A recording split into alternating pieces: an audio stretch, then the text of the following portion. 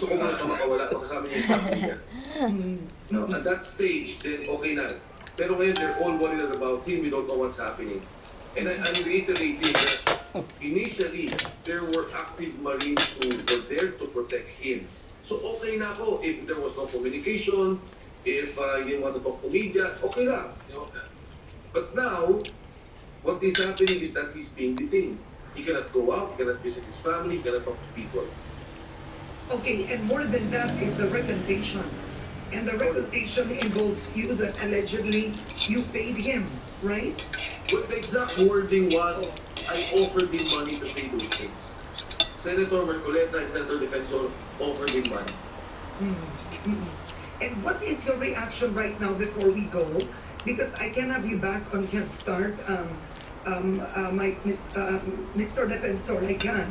But what is your reaction to this? Because now you're saying you have information that he was asked to recant. I was surprised, but I also know, initially I was thinking, and if you look at all my public statements, I've always said, ikulong nyo imbestigahan nyo si Saldi ko, imbestigahan nyo si Martin Romualdez. Consistent ako dyan. I've spoken to many friends in the administration and told them, please advise the President.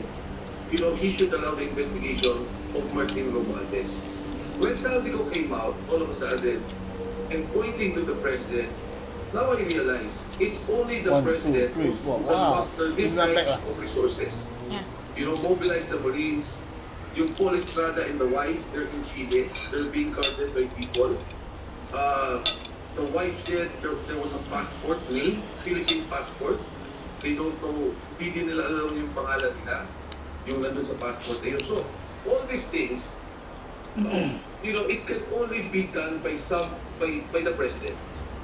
Unless the President comes out clean, unless the President explains everything, and then maybe I will believe it. Because Saldico has evidences.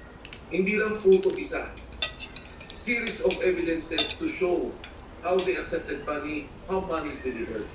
So ako sinasabi ko na, how can we now have an investigation when you have the Marines that can be mobilized, you have the police that can be mobilized, and all these people, the law enforcement agencies. You have now the Blue Ribbon Committee pointing to us a different narrative, not opening the real, the issue, the truth of the matter. So ito yung point ko. I leave it up to the Philippines.